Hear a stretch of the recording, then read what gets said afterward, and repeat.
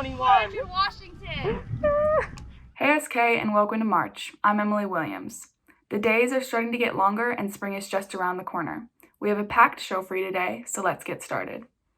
If you are an SK Flex, hopefully you're getting excited about returning to campus. Later this month, SK students from Group 1 will be returning to campus on Monday, March 15th, and Group 2 on March 16th. Masks and social distancing will be required, so plan ahead. Start getting yourselves in a routine now so it won't be a shock to your system having to be in a classroom by 7:20 each morning. Thanks, Emily. Now I know I'm looking forward to being back in the studio soon. Even though right now we're still virtual, a lot of SK athletes have been busier than ever.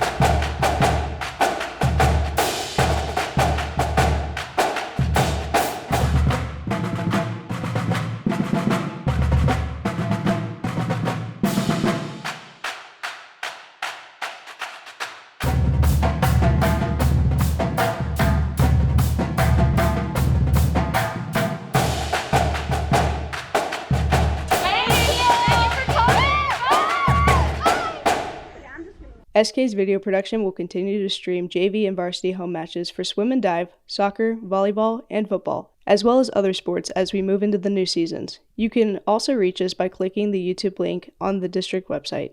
Let's take a look and see what's happening this week.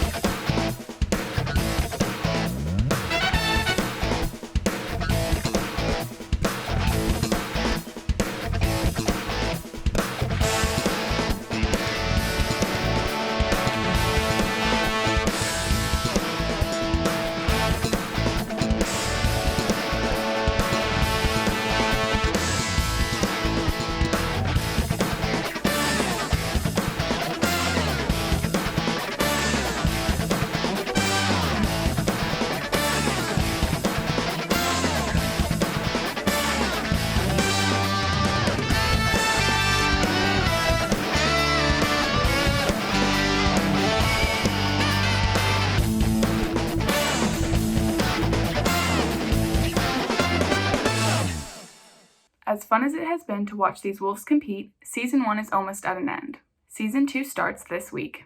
Track and field, baseball, fast pitch, boys swim and dive, boys soccer, and boys tennis all start March 15th.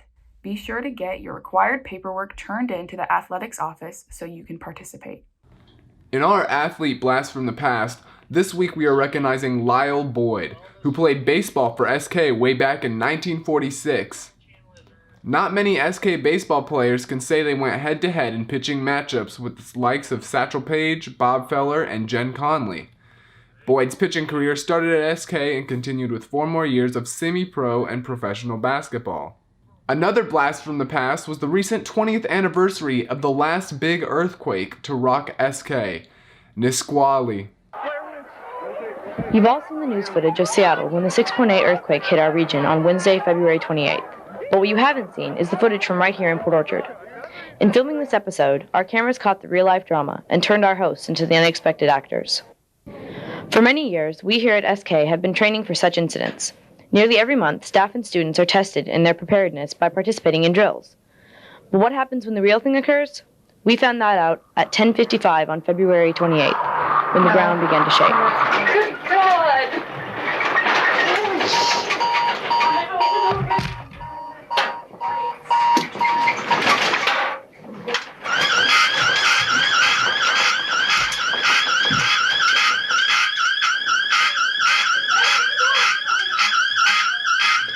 I was in the theater at the time of the earthquake, and it was really scary because there was all the lights and all the speakers flying over us, and they were shaking, and I seriously thought I was going to die. But it's all right. We were all okay. At first, I thought someone just messing with me, like, pushed me around, and all of a sudden I look over my friend, and his chair's just jumping off the ground, and I ducked under the table, and everyone else was just kind of freaking out. Jumped under our table. We just kind of huddled under there, and then we all just ran out in a panic. Most everyone we spoke to reported that in their classrooms, everyone used the proper duck and cover method. However, some inevitable panic did occur. I didn't know what was going on. It was really scary because we haven't had an earthquake in a long time, and just everything started shaking and everyone was getting so panicked. It was really scary. And everyone just ran because somebody yelled run, and we just ran. We didn't even think about precautions. Although no one was injured, the staff and students at South Kitsap learned a valuable lesson. Preparedness can save lives, and they most likely did in numerous situations during the earthquake. The emergency action plan put into place after the quake was very effective. However, now that the staff knows what worked and what didn't, improvements can be made to make South Kitsap even safer.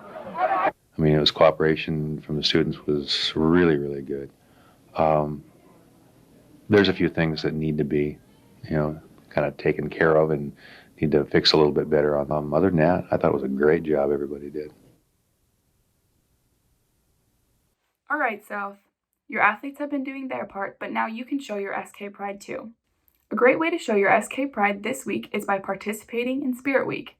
This week's theme is music genres. Spirit Week kicks off today with rock and roll, tomorrow with country, Wednesday with alternative or indie, Thursday is disco, and Friday wraps up with dress like a celebrity.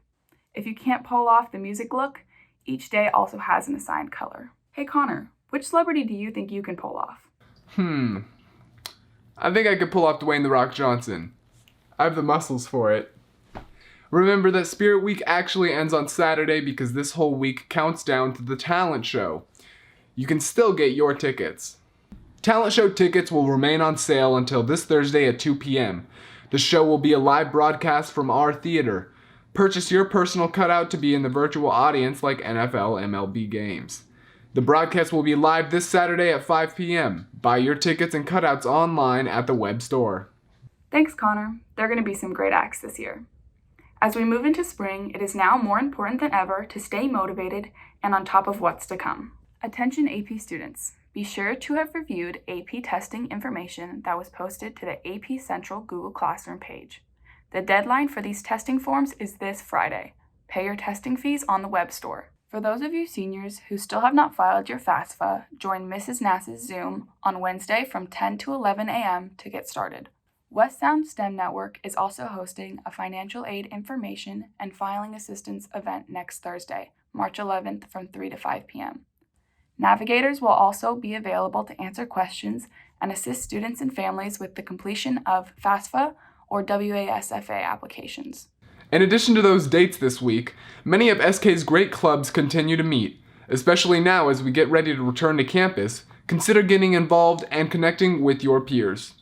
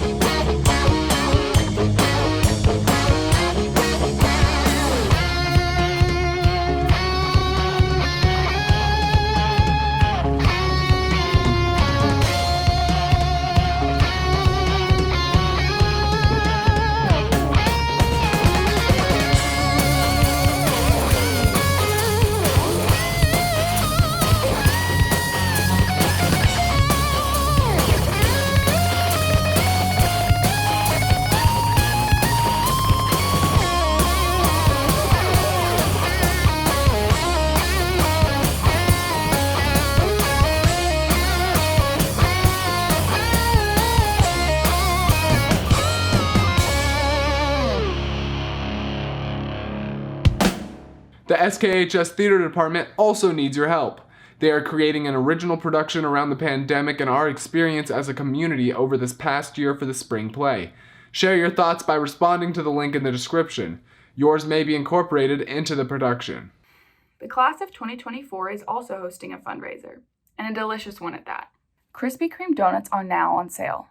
Order until noon on March 8th, and your order can be picked up on the 10th between 2 to 4 p.m. If you miss it or simply want more, there is an additional order period until March 22nd. Pickup will then be on March 24th. And with that, our show must come to a close, just like our salmon's fry time at SK. These little guys have hatched and now are swimming all on their own. They've been set to release at Jarstead Park over in Gorse this Tuesday. Check them out on the live stream while you can. Well, I guess just like all those salmon, we'll just have to keep on swimming. Have a wonderful start to March, SK.